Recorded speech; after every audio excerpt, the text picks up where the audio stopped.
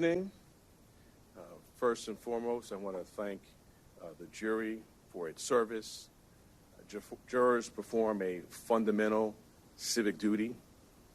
Their service is literally the cornerstone of our judicial system. We should all be thankful for the careful attention that this jury paid to the evidence and the law and their time and commitment over these past several weeks. 12 everyday New Yorkers, and of course our alternates, heard testimony from 22 witnesses, including former and current employees of the defendant, media executives, book publishers, custodians of records, and others. They reviewed call logs, text messages, and emails. They heard recordings. They saw checks and invoices, bank statements, and calendar appointments. This type of white-collar prosecution is core to what we do at the Manhattan District Attorney's Office. In the 1930s, District Attorney Thomas Dewey ushered in the era of the modern, independent professional prosecutor. For now nearly 90 years, dedicated professionals in this office have built upon that fine tradition.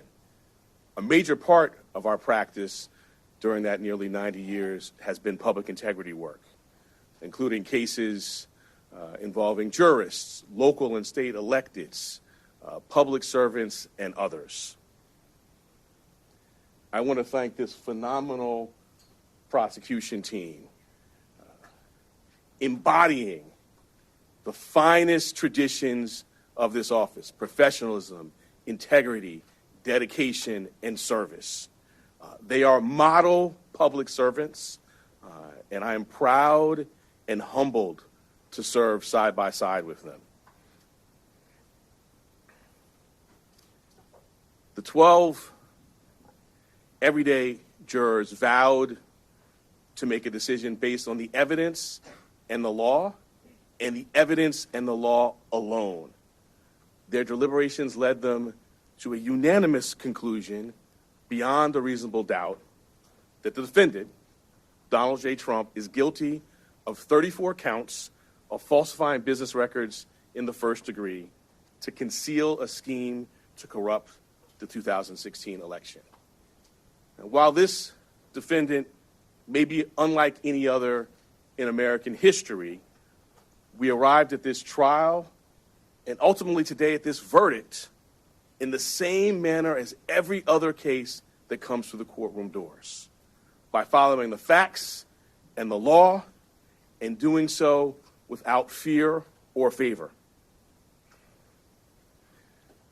I want to conclude by expressing deep gratitude to the NYPD and the officers of the Office of Court Administration for securing the courthouse, all of our safety, making sure the courthouse and all of the other matters that are important in their own right continued seamlessly. They will continue to be and have always been incredible partners. Thank you.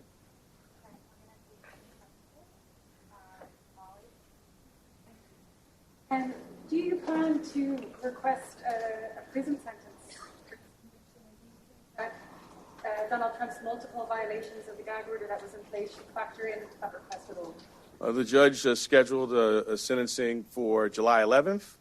We will speak in court in that time. He also set a motion schedule. We will speak in our court filings as we've done throughout this proceeding.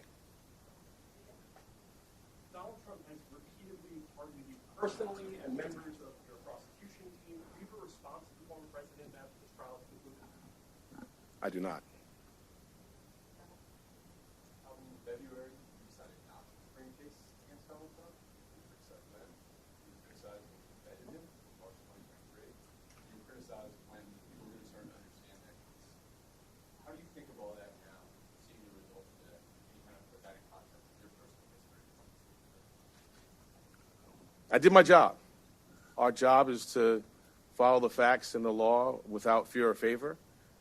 And that's exactly what we did here. And what I feel is just gratitude to work alongside phenomenal public servants who do that each and every day in matters that you all write about and make the press, and in lots of matters that you don't.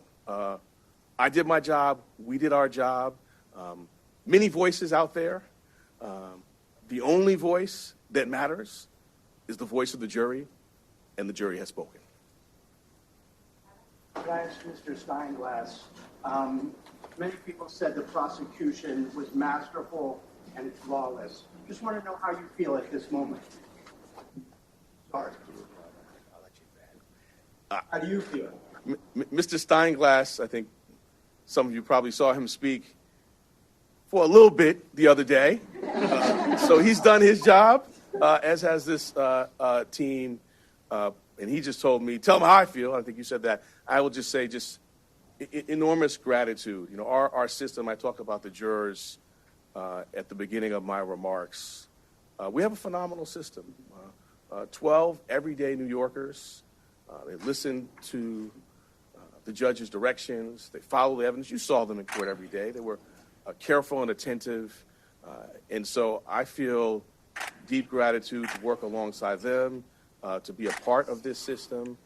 And I just want to echo that this is what we're doing every single day. I mean, during this trial, just this week, right, a ghost gun indictment, Grimaldi's wage theft plea resolution, sex crimes, convictions, all sorts of work that's being done by phenomenal public servants. So we're before you today on this obviously consequential matter, but this is what we do every day. We follow the facts and the law without fear or favor. If a jail sentence is in the cards, it is likely that Trump and his attorneys would seek a stay on enforcement of that sentence pending appeal. If that were the scenario, would your office object to staying the sentence? I'm going to let our words in court speak for themselves when we get to the sentencing matter. I'm not going to address hypotheticals. They raise arguments, we'll respond. And I think your question really underscores an important point. This is an active, ongoing matter, right? We have other phases of this going ahead. We will continue to do our speaking about this matter, about issues like that in court.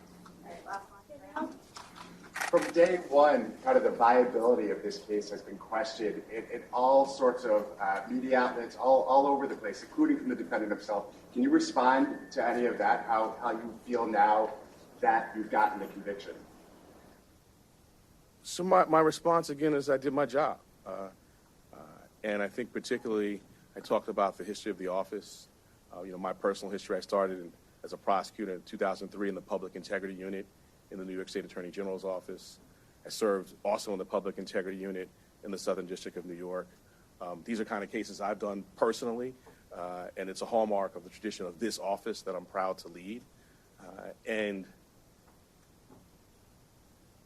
I don't want to go into the whole body of litigation, but we now have a federal court decision ruling on the legal theories.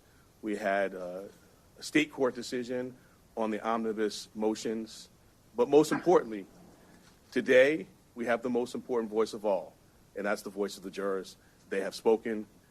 Donald J. Trump has been convicted of 34 counts of falsifying business records. Thank you. District Attorney, your office has been investigating this case since Are you concerned about 2018. retribution if Trump is elected president? You went to the Supreme Court twice. Any comment on that?